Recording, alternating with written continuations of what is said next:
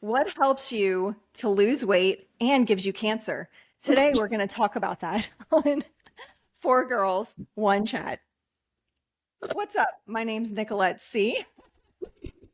I'm And Jesse I'm Harley Williams. D. Harley D. And I'm British. British, what do you have in your hand Just there? British. It's not a dick. It's actually a moon. Oh, I was like, what is this? It's not Just a mushroom pen. just a Don't mushroom worry. thing that looks like a dick, but Just a it phallic might symbol. be a That's skinny a one. very But It is. skinny I don't know how you dick. guys feel about skinny It dicks, is. but I know we're talking about Ozempic today, so Well, I wonder if Ozempic does that to dudes. That's something we didn't research. if it causes constipation, then I could see that. Impotency. Mm, Yeah. okay. So Ozempic is a hot topic. It's something that has become swept the nation, so to speak, and maybe the world. I don't know what Ozempic, like, is Ozempic even allowed in the UK and Europe and other nations, or is it like only, of course, okay in America? Sorry, United That's a States of really good America. question. Thank you. You're welcome. Very, very aware of you. Yeah, that I don't know. I do know that there are some similar drugs, I do believe, that are in other parts of the world. They have like that similar mechanism of suppressing appetite, but it might not be specifically Ozempic. I'm sure Harley, our research queen, can see what have you found? Well, I just see side effects. So, Same. Wait, when you look up if it's available in other parts of the world, you just see side effects? Yeah, oh wait, where that was can the people question. get I into wasn't paying attention. Ozempic? So I had a situation with Ozempic. I went on to a consult to get into it. Like, I had heard about this miracle drug that you could take and it would help you lose weight. And what's interesting is I don't eat very much, or I've struggled with eating over the years, but I've retained a lot of weight. And so I was like, ooh, maybe this is my solution. Maybe this is what I can use to kind of kickstart my metabolism and drop this extra pound. And I get into a consult and the lady is, asking me a bunch of questions, and come to find out Ozempic is really meant for somebody who feels like they can't control their appetite. It's for women who feel like they go to food for emotional support, or they can't control their eating, and Ozempic will cut that. It'll cause them to feel fuller longer, cause their food to digest slower. And so if you don't eat a lot, if you're not a big eater, it's not a really good tool for that purpose. So I ultimately didn't get on it, thankfully. She did not consult with me on the side effects. Maybe she would have if I was going to actually take it. So I don't know if that's something that they usually talk about, but definitely dangerous. Dangerous now that I know a little bit more about it. Harley, have you found where Ozempic is It's allowed? available in the United States, Canada, the European Union, Japan, and Australia, and it's being marketed overseas under the brand name Wegovy Wegovy. for weight Wegovy. loss. I've heard that. Yeah. Wegovy. Wegovy, yeah. I just don't understand how It something also can treats be promoted or shared with you and not give you side effects. Like, how could they not tell you what the potential side effects are while trying to give you an assessment or an evaluation if you can be on it? I don't even understand the I logic. think I think that's like a pretty standard problem in the healthcare industry. Like, not to jump right into cupcakes or anything, but in cupcake world, you're not really given informed consent about what taking a cupcake might do to your body, or what long-term effects you might have. And so I think it's status quo. I think that's it something that sounds so oh, it's just Ozempic is a prescription injectable medicine that treats type 2 diabetes in adults, adolescents, and children over 12 years old. It's a glucagon-like peptide 1 receptor agonist that mimics a hormone that helps regulate blood sugar and appetite. Mhm. It sounds like no big deal. I think it was originally created for diabetics. Yeah. But it's just been now given kind of like a carte blanche approach to anyone who has weight issues or food issues and they want to use it for weight loss. Not just that, but I was also reading how they're saying that it can support people with fatty liver disease and also like a kidney disorder, like renal issues. But I when I was reading the articles on that and the studies that were done, I couldn't figure out if it was, I know the what is it called, Harley? Read the anagen or anagon or whatever that was, that it produces the hormone. What is that? It is a glucagon-like peptide 1 Glucagon. receptor The glucagon. agonist. The, GLP-1RA. so apparently the glucagon is supports in burning fat and the liver. Okay, and this is what I read in the article. I might be butchering it, but needless to say, they're saying that it has these other benefits, but I wasn't really 100% sure if is it truly the actual drug, or is it the fact that people are eating less on the drug that's reversing fatty liver disease or other diseases, complications that come from eating a bunch of bullshit. Right. Like if you stop eating fast food because you can no longer digest it and then you're tested 90 days later, like I'm pretty sure you're going to have a decrease in these specific conditions. Well, I think like it's like a doctor might argue it's like antidepressants. Like it allows you to have the behaviors that are healthier and like kind of like training wheels, supposedly, until you're able to like mimic those healthier behaviors on your own, perhaps. Or maybe taking the drug makes you unable to cope with like healthy behaviors on your own. Like you need it. You become dependent on it to. Well, and it's like you're trading one issue for another because, okay, so you have fatty liver, and that's a great question, Jess. I don't know because I really doubt, I'm sure people feel more empowered to eat shitty food because now they're on this thing that's helping them lose weight. Yeah. And so they feel less guilty about going to Mickey D's. But I digress. That is But I true. think it's what's really important to understand, Harley, is Ozempic is not meant to come off of. Not meant to come off of. No. Like They told me whenever I was in my consult, they were like, you can get off of it, but we don't advise it because your body is going to go back to performing like a body should, and you're going to be hungry again and you're going to eat again. And so it's all like behavioral modification. If you're not like, you can go and get your stomach cut in half and drop a bunch of weight, but then if you don't ever stop eating the way that you normally eat, you're going to put all that weight back on, which is why a lot of the stomach surgeries do not, most people go back to being obese again yeah, the because they're stomach not correcting the underlying issue, which is like an epidemic in our country and in our world, really, is like not addressing the underlying issue continues to cause people to be dependent on these solutions. That is Yeah. that is the new American dream. For The, real. the American dream of you do whatever you want, no repercussions, just like pop a pill and take the easy way out. And there's a easy thing for that, like a easy solution. At least I think that's what is desired. Sorry, British. Yeah, No, it's no, that no. microwave I- society. I'm just confused because on the website, Ozempic.com, it literally says Ozempic is not FDA approved for weight loss or chronic weight management. So how is it okay for a doctor to talk to you about Ozempic if you're not diabetic? Like, how is that? There are so many websites. That's You crazy. can just literally search, you could search weight loss injectable. Probably, I haven't actually searched that, but I'm assuming you could. And they'll be just flooded with websites that have, all you have to do is literally go to these websites. One is IVRX. Another one is, where did I get mine from? I can't remember the name that I was getting. I didn't get Ozempic. I ended up getting a B12 shot, different situation. but they also gave Ozempic.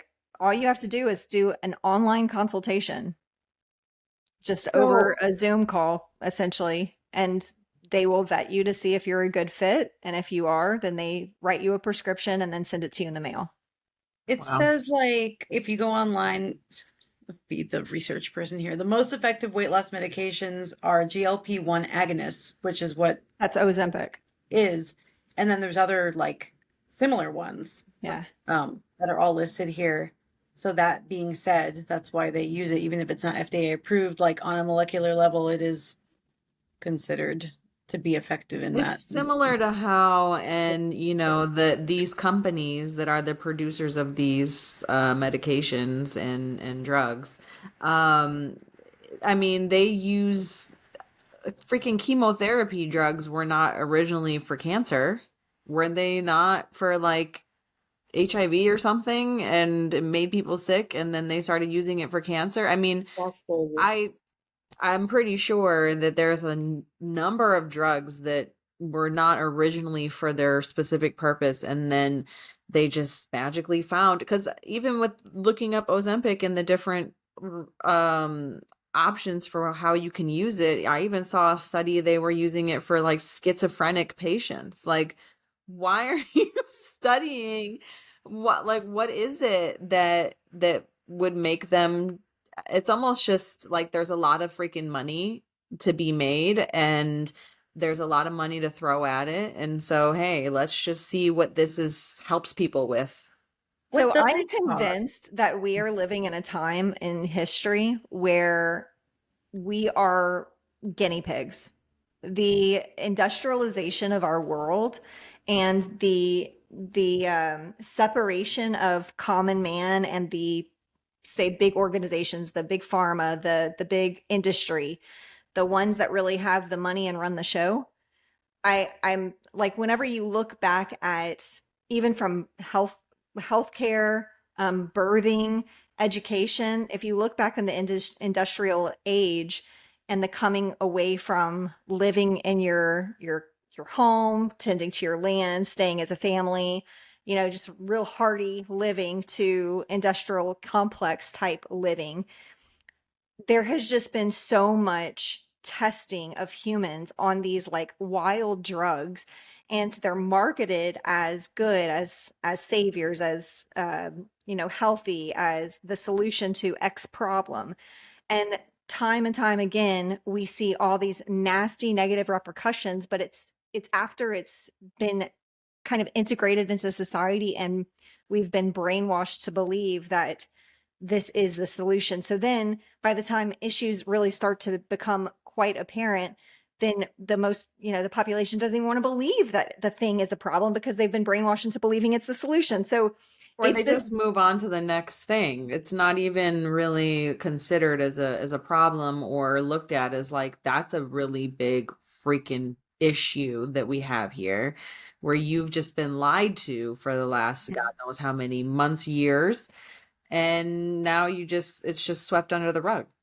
yeah, yeah, big problems. And there's like countless things that we could talk about in regard to that. I think that we're in a time, and I'm really praying, with everything kind of shifting in the energy of the world right now, that people really start to wake up to like how we have just been human guinea pigs.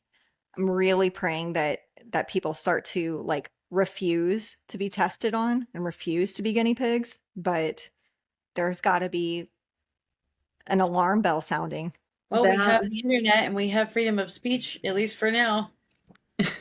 Well, I mean, honestly, I don't think that that's, to be real, I don't think that's going to change. I think there will always be a percentage of the population that is going to uh continue to go on with business as usual because they don't want to accept that there is a entity, government, etc., that would lie to them or that would, you know, purposely try and harm them. And if it is, then that's the exception and not the rule. I really hope that's not the truth. Like Yeah, I that think what is the resonates on world's going to paper. look like in 100 years from now? Because our world has just transformed so much in the past 100. What, they say that it only takes 12 to 20 years to change a nation. That's why the high school situation and college is structured the way it is. For indoctrination, is the 12 years of K through 12 and the college age. That's the generational gap that you need to sway a nation to incorporate new beliefs and whatnot. So it's like if we could actually have the change of power start to like bring awareness to the underlying monsters of society, so to speak. I don't know. I'm optimistic. I choose to be optimistic. And I I love that optimism. I think left the United States not because of the fact that the monster is just so big, like, and it has so much momentum, but part of me when I left was like, well, I'll be here, and when the shit hits the fan, um, come join me. I hate to sound like so dark, but it's gonna be hard. And like society has always had like those in power taking advantage Yeah. of the masses. That's just sort of like how we do as human beings in large numbers.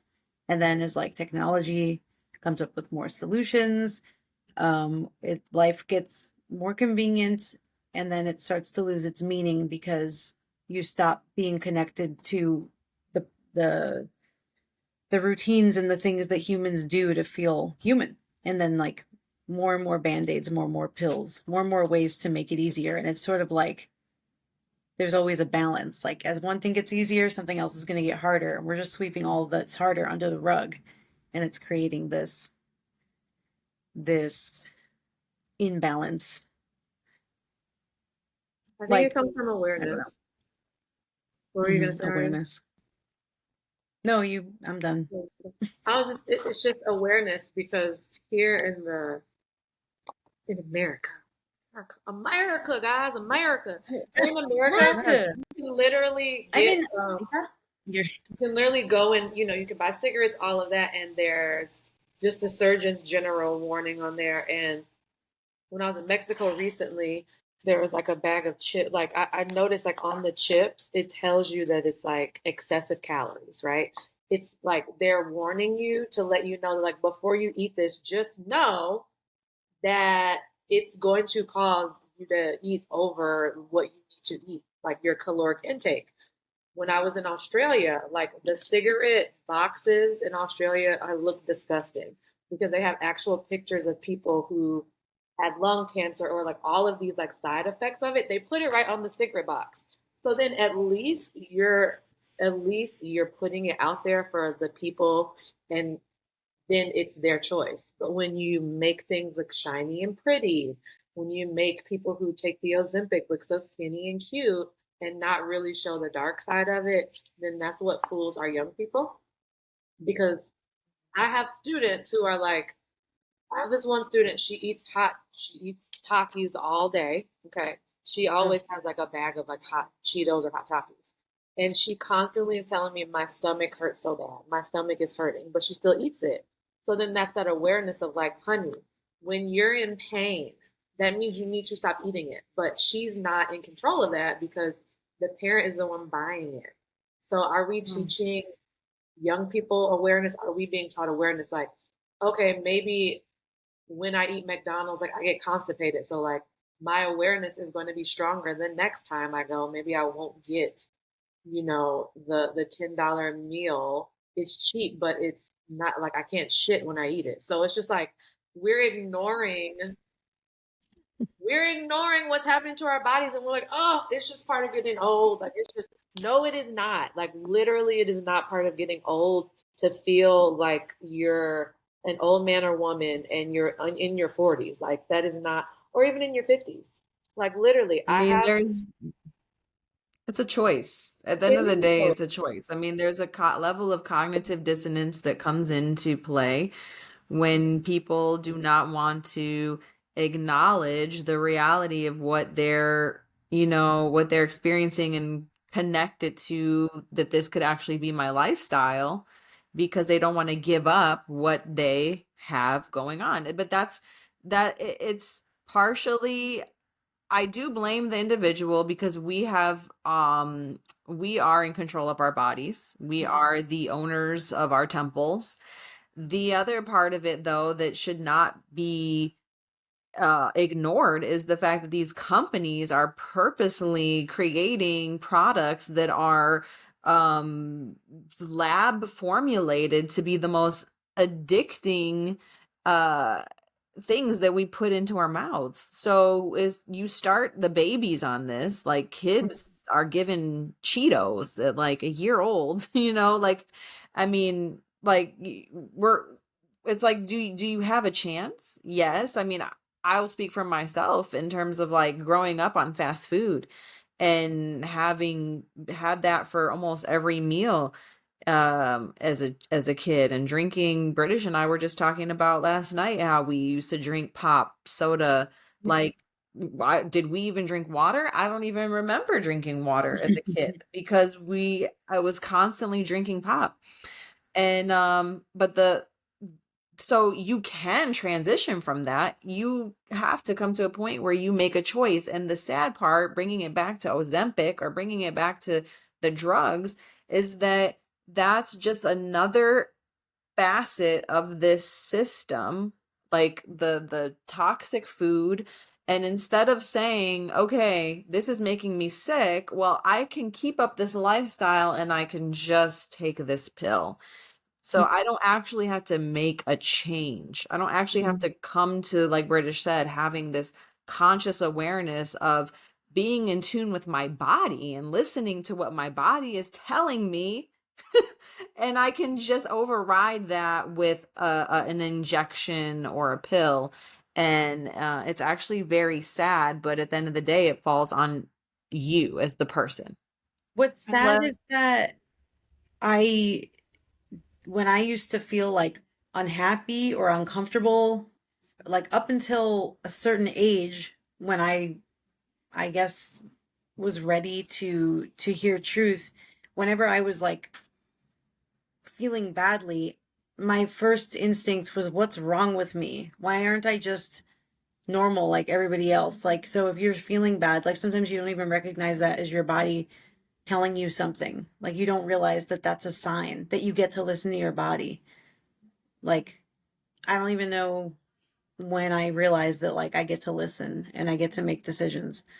I was just like, no, I have to like power through this because it's not normal to be uncomfortable with this or to feel bad for eating this or whatever it is.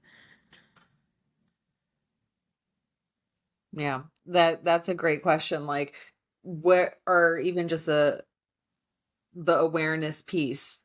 When are we taught that? When are you taught to actually, like British told her student, listen to your body? It's telling you something. But how many people are really telling you that if they don't have that understanding themselves? goes Yeah. back to, what our focus has been on teaching children and what our focus has been on learning. And yeah, we don't, we really lack emotional intelligence. We lack critical thinking. We lack like foundational, just human skills. We are taught all of the wrong things and none of the right things.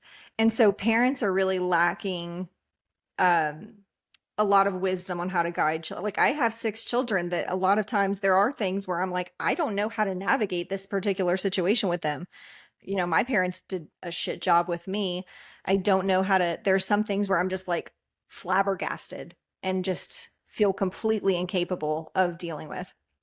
So I know that um that is definitely a challenge for parents.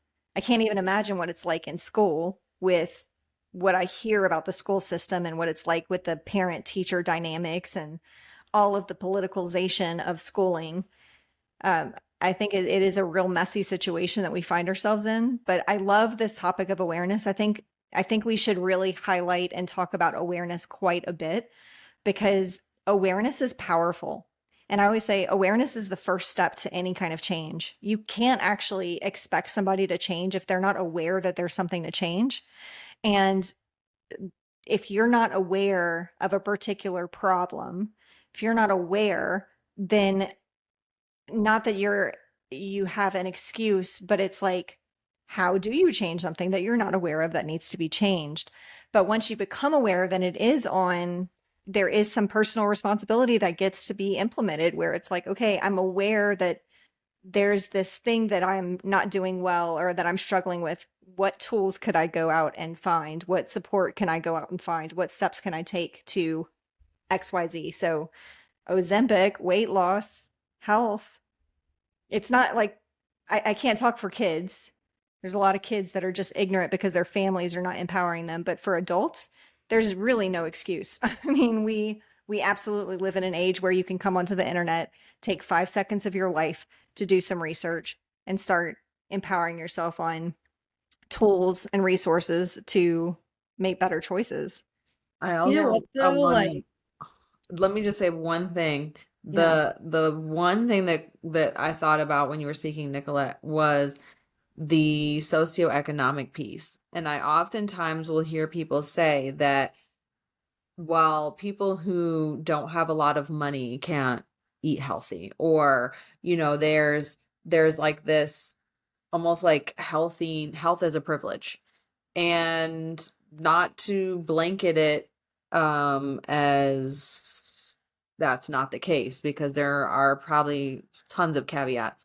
But I have a issue when people say that you can't eat healthy unless you're making a lot of money, especially now more than ever, right? Because first of all, I think it's an insult to people who maybe don't have a lot of money but actually have the intelligence and the capability to make these decisions. I've known people and seen people who don't have a lot of money, who might even be, have like food stamps or whatever, and still make healthy choices and decisions for their family.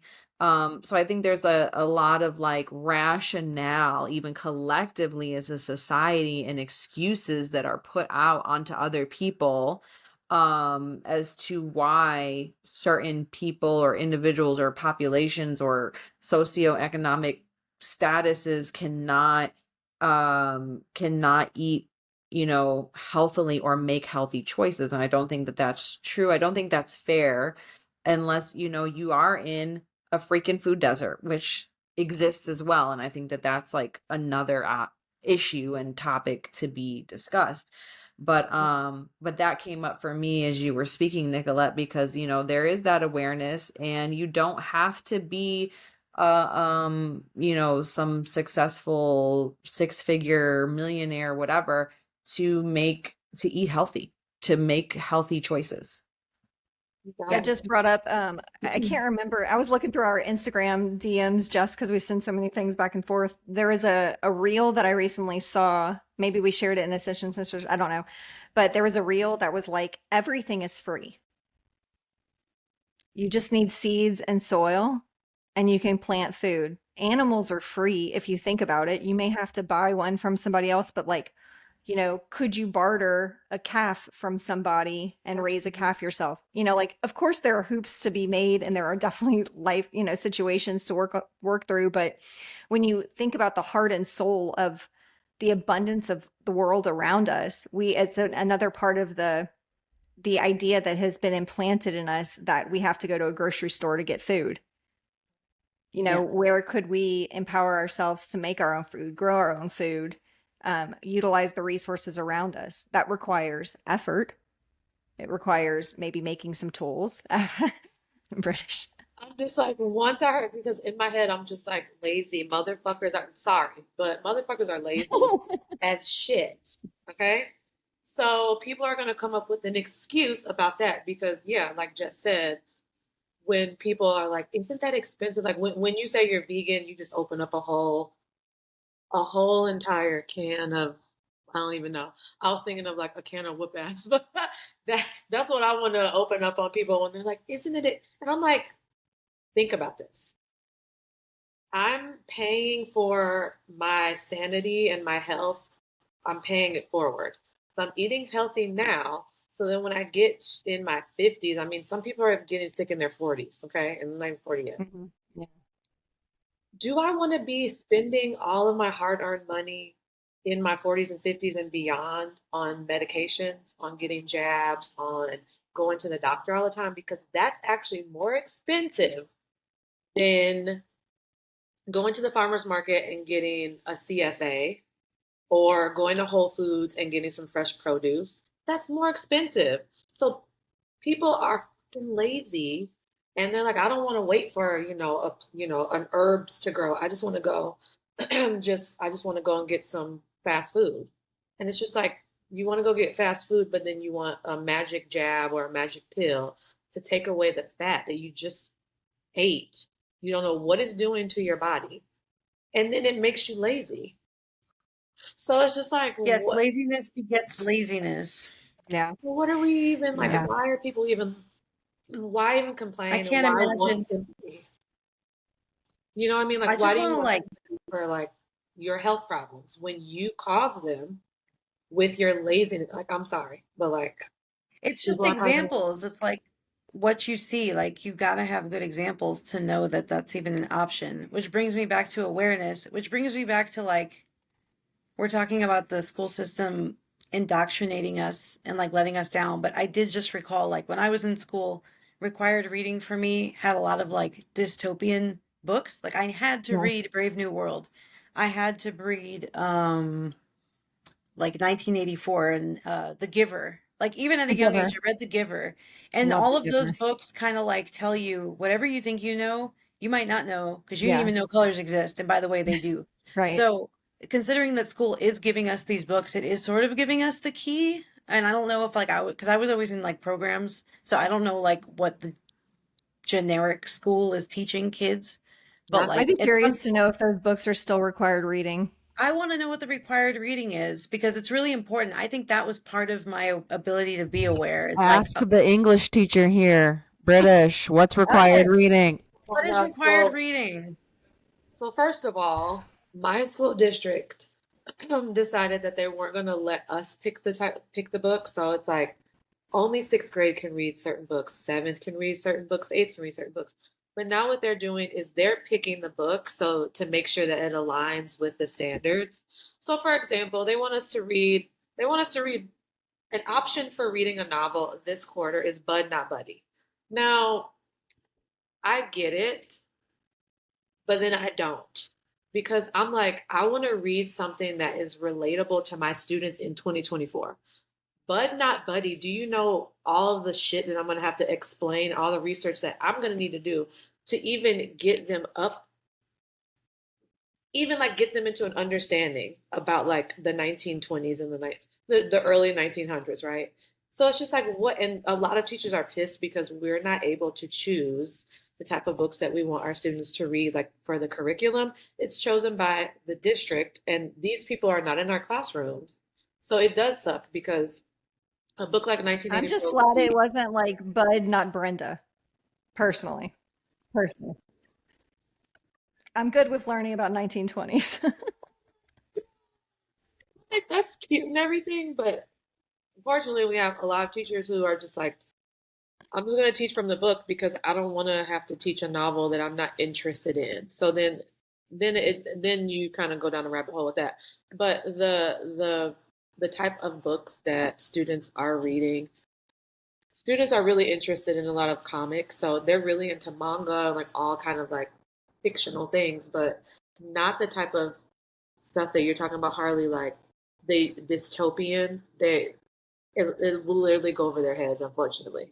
You one of the original graphic novels is what's it called? November, the 5th of November. What am I Remember the 5th of November? who what Isn't that movie V was for that? Vendetta? V That for V for Vendetta? Vendetta was originally a graphic novel, and that's kind of I like love that. a government Hey, secret. British. Can you guys do a non-required reading list, but for extra credit?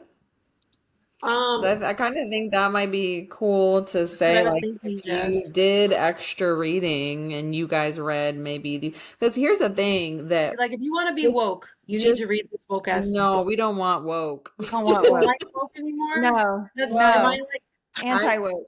No what do woke. you mean anti-woke? we Woke's a don't, joke. woke No. is not, It's just not a cool word anymore, or It's what? no. not even about being cool. It's What just, is No. it? that's a whole nother topic I for a want to Specifically, talk. I different, want to know because that's another, apparently in 2020 being woke was the thing, and then I left. No. So I don't know. I it's No, not. seriously can't there's a understand lot why of you people wouldn't who are want to be woke, woke. but we don't want to be associated. No, thank you. Yeah. Really? So always a we can. explain this to me. I don't think that my definition of woke is the same as yours. Probably No, not. it is, Oh, but it's not what we. But you're not understanding why. No, Okay. I'm Anyway.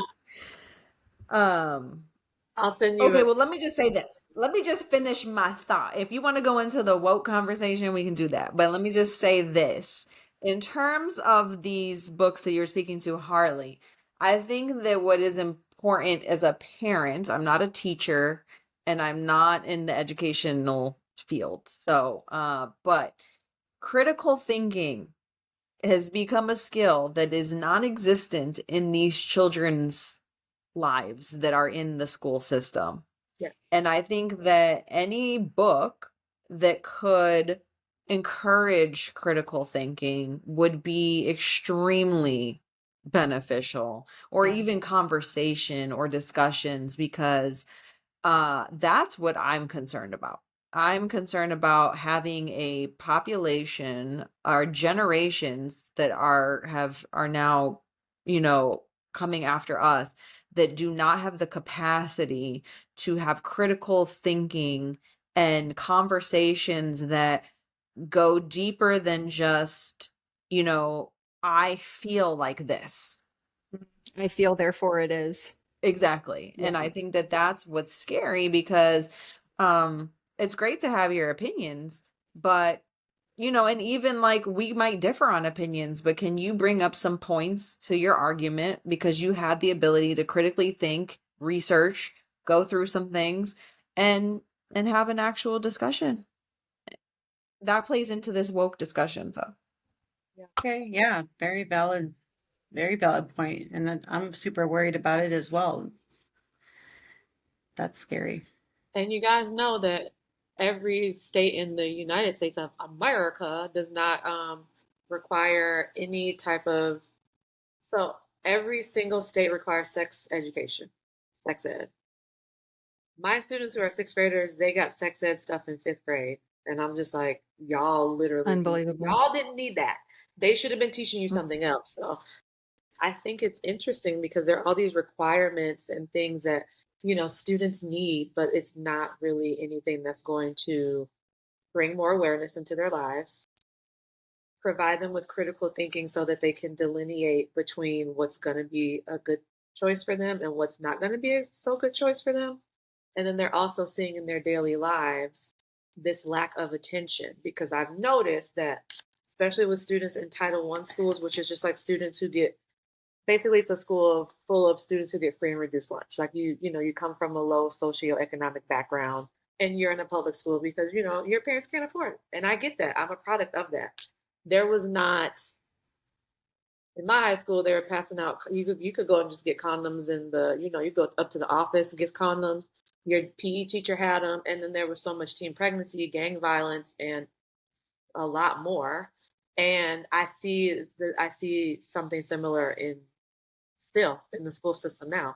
I'm like, why aren't we reading Think and Grow Rich? Why aren't there certain books or certain things that we're teaching our students at each level that's going to actually grow them into people who can think for themselves?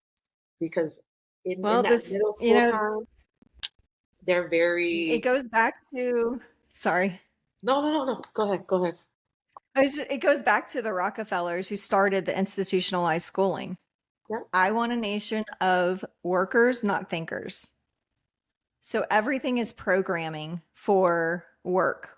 Everything is programming for factory mindset. I saw something the other day that was like the whole reason why you had a few hours of work and then a bell to take you out to lunch for a little recess, and then work, The factory. school, factory.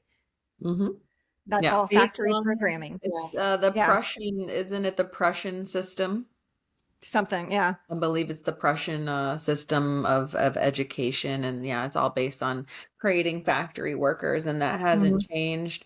I think that thinking for yourself is the whole system, educational system is far beyond. It's not even close to generating leaders and individuals that think for themselves. They It's don't want that.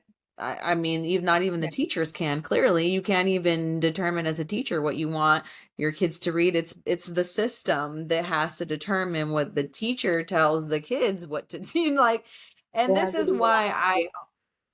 I also kind of take issue with individuals that have like such a big problem with what is being taught in the schools. Not that we shouldn't, because I think that like the more involvement we have and the more we like stand up for change, maybe that will, rock the boat a bit and make something different. But I think there's two sides. There's people who don't want our kids to have certain literature in the schools and some that do, and that those topics vary. But the fact of the matter is regardless, like you're fighting for a system to be something that it was never meant to be in the first place, if that makes sense. So it's like you're arguing for something to be different that has been set up to be a particular way. And until that structure and foundation and system is completely gutted and there's a new way of doing things, it's like I don't even know what to equate it to, but it's like you're banging your head against the wall trying to have this system be something that it was never set up to be in the first place. Well, that goes back to my maybe delusional optimism. I'm so excited about the winds of change that are happening, and if you don't know all of the changes that Trump is trying to instill, like what he's bringing into the office is wanting to dismantle the Department of Education, wanting to re-envision it. I don't know what that is going to look like. I definitely think that we should keep tabs on it and just see what is being changed as the months come. But hopefully, the people that are stepping into power, they are sharp, they are bright, and I believe they want the best for the nation, and they want to develop critical thinkers, not workers. And so I'm hopeful that there will be some really positive changes that come over the next 4, 8, 12 years. Here's hoping. Yeah, Yeah. I mean, here's the hope, man. I will say, and I would love to hear everybody else's thoughts, but I know for myself, I have I've unfortunately learned over the years through watching what's going on this on what I call the stage of our reality and our existence, that I think that and it might be pretty depressing to for some, but I think it's up to us. I think Oh yeah, it's just going to be 100%. what we determine we want for ourselves, and we're going to have to be the catalyst for the change, because energetically I I have chosen to keep my energy to me, to my sphere, people that I connect with, that I'm building community with, to my family, because when I put energy into other entities like the political system, I don't know if I fully believe that I can trust that. And so we'll see. It would be great to Yes. think that something can be major shifts can happen, but I do feel like it's going to be the people. I 100% agree. I don't think we should ever um I don't think we should ever give up our personal agency, our free agency for choice. We should never trust that the powers that be are going to make decisions for us. That's definitely not what I'm advocating for. I'm excited to see what can be done on a chain on a level that I can't personally impact, and just, getting excited to see, is there going to actually be change in our nation as a whole. But yeah, I mean, as far as like me and my house and what I do for myself, as well as how I parent my children, nobody can do that for me, and I certainly don't expect anyone to. I think there is just the delusional optimism around, could there be some really positive changes in our nation? I've seen a lot of negative changes in our nation, just thinking about from the 1990s to today, and what has happened nationwide has been radical. Like, it's just been a radical transformation of culture and society. Talk about woke. Ooh, maybe let's explore woke culture next podcast maybe. Uh, but the transformation has been radical. It's been very negative. It's been awful for so many reasons. And so I think if it could be bad, it could maybe get better. But yes, personal responsibility, personal leadership is absolutely key. And we get to just continue to remember that and advocate for that.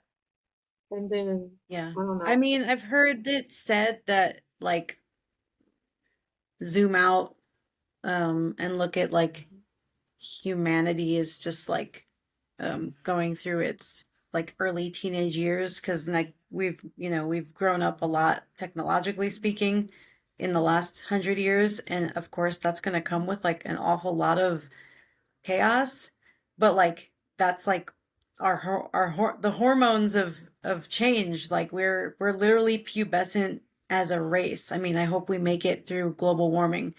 So being in this pubescent state, like we're crazy. We're a crazy organism. We are, and then maybe That'll we be can, another topic for another day. yeah. Maybe we can dial it in and just be like, hey, what is it that I can do today to impact somebody? It can be an adult, it can be a young person, whatever the case may be. I think that that intention is important because right now everybody is just like in survival mode. Most of the country is in survival mode, right? There's like a small percentage of people who are like, I don't gotta worry about shit. Most of most of us are in survival mode, so then it's like, I don't got to worry about shit. all right, That was You gotta just worry so about funny to me. Like, you don't got to worry about shit. well, let's get out of survival mode Can I and have the shoe? that could be our opening mantra. yeah, Hey chat, I ain't gotta worry about shit. I love it. 100% here for it. I'm here for it. But yeah, it's just like let's dial it in and be like again with that awareness, like what can I do to impact myself and the planet like on a daily basis? What can I do? And what can I teach young people? Because they're being taught by TikTok and they're being taught by what they see us do and I'll end what I have to I'll get off my soapbox with this.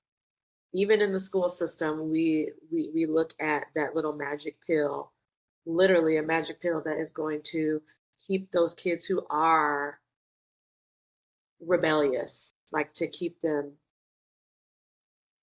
settled down because we don't need that. And it's just like, can we teach? Can we help Whew. those children Yeah. learn how to take that energy and like put it into something that's going to bring change? Because yes, it is annoying when someone is refusing to cooperate 100%. There's this connection with like that magic pill for this and for that when it's like your child is coming in drinking Dr. Peppers every morning and it's like, oh, he has ADHD. No shit, he has ADHD. It all comes from what we put in our mouth. It literally, abs are made in the if the term abs are made in the kitchen is true, then there would not be like, why do we need Ozempic? If it's for diabetes aren't something that isn't something that you're born with. I mean, correct me if I'm wrong, but like Type 2 is not. Type Type 2. type two is 1 would be, but Ozempic is not for type 1 anyway. So type it's, two, yeah. So yeah. you're creating something for people who are lazy and want to eat whatever they want. Just like you're allowing people to have parents who aren't ready. And I probably sound communist or socialist or whatever the case may be, but it's just like, can we do something to have some requirements for people who want to have children, or like, can we educate more, or like have programs? I'm not saying let's control, because that's another topic, but like obviously babies and all of that, like that that is being controlled on some level for like how babies turn out with like the chemicals and all that that we're consuming, and how like those people act when they grow up because of what they were what their parents were eating, or what was being sprayed over their neighborhood and that their mom was ingesting when she was pregnant.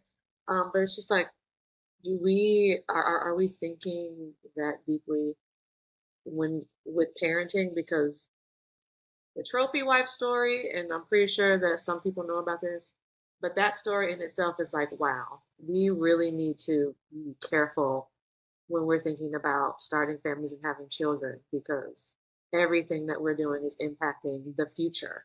And from what I'm seeing with kids in America, I'm very concerned. I'm concerned that they're seeing all of these things. I'm sure they know about Ozempic. They know about all kind of shit. And they're also thinking that just a magic pill, or like, I don't gotta worry about shit. I don't gotta worry about nothing. Like, I'm gonna be okay. And it's like, no, you're not. You can't feel it now, but eventually you're going to be very sick, and then you're going to need medication to cover up what you've been doing for the past 10 years. Can we do something, please? We we need an applause for that, Nicolette. Oh, oh, oh. He's like, yeah, yeah.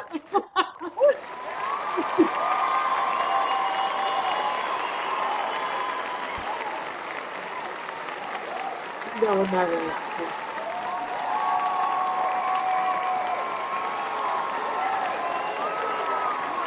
That's a long applause. I It's still mean, going, yeah. I think, So, yeah, this was uh, great. This was great. so do you have any final parting words, Jess Harley? Check out OutSchool. You can choose what your kids are learning there online after school. It's an option. Thank you. Thank you, You're Harley. welcome. We're not sponsored by. Oh, Yeah. no, it's just So literally Oh, cool. and a good idea, maybe. Yeah. Great recommendation. Thank you. You're welcome. Oh. Miss Wins. Yeah, no, I think this was honestly, I think British had, I mean, there was, goodness, we could go on for days here, to be honest with you. So much stuff that Which was is why we're going to have more chats. right. 4 girls, 1 chat, baby. Yeah, so no, I'm just excited to delve deeper in, and I think that what I'm sensing and gaining as a synthesis of all of this is that the ills of our world are um are uh are so layered, and yet we have big pharma to thank for the solution. For everything, the ADHD, the anxiety, the survival mode, the stress, the obesity. Gosh, where would we be without Big Pharma and all of the glorious solutions that they provide for us? Thank you. That's actually a fascinating question, Miss Wins. I Mhm. do want to know where we would be without Big Pharma. Like, I want to see. Look back 150 years. I think you'll get a decent picture of it. So I'll end with this. There's this phrase that we're very familiar with here. There's always a price we pay. There's always a price we pay. And I think that the more that we can really reflect on that statement, there's always a price we pay. So the question is, the question and the problem with our society is that we're willing to put off the price because we feel like the instant satisfaction of the ease of weight loss, or the taste of the fries on our mouth, or the putting our kids in school because it's just easier, going to the grocery store instead of gardening. There's always a price we pay, and raising awareness to that we have the choice of the prices we pay, and we can't really put it off on anyone else. At a certain point, we have to wake up, we have to check ourselves and just say, like, do I want to continue paying this price? And that's a personal question that we all have to ask ourselves, but it's one worth reflecting on. Thank you so much for joining us on our first conversation. I'm Nicolette C. I'm Jess I'm Wolf. Harley Forts. I'm British. No name. Just British. Just British. I'm just British. And we will see you next time.